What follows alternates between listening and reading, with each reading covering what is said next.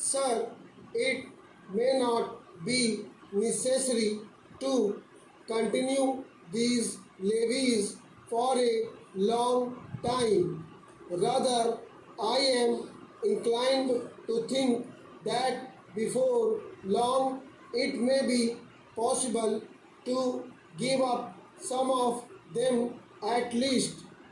I have very valid reasons to think so. Our public undertakings are coming to their own, and some of our important irrigation and power projects have just been completed. Some others are nearing completion, and in due course, I think in the very near future, they must yield returns. This will go a long way to lighten the burden of the common man. We might, sir, also resort to some other ways. I suggest that we might take to public trading in some specific items of export and import. That would also certainly go a long way and help us. The private corporate sector has been steadily growing and has been developing capacity. It is sure to benefit from all these present concessions and develop greater capacity. This sector must come forward to meet new demands for taxation in the future.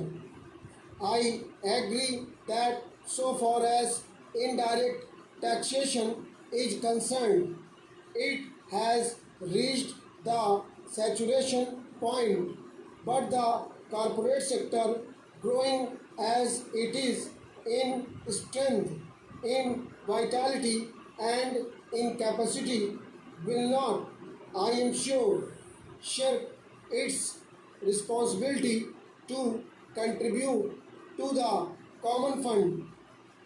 I wish, sir, the committee which had been appointed to go into where the additional national income had gone had entered upon its labors a bit earlier and had made its findings available to us.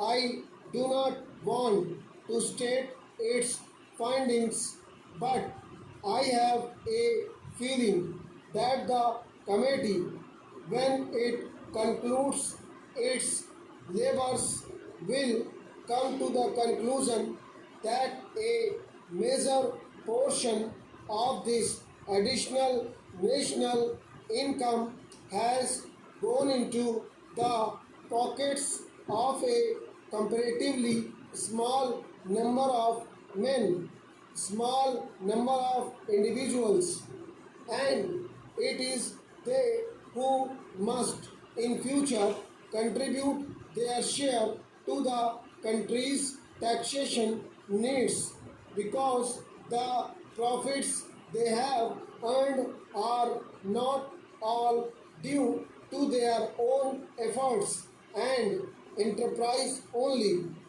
To a very large measure, they are the result of the economic policies of the government and due to certain other circumstances to which they did not contribute anything.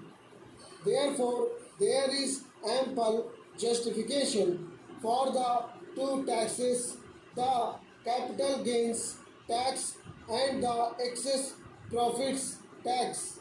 I need not go in detail into all the reasons that my honorable friend has explained earlier so lucidly but I must say that I entirely agree with them all.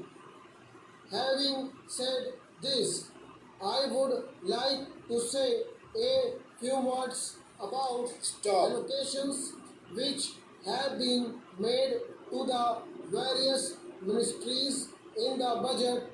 Stop.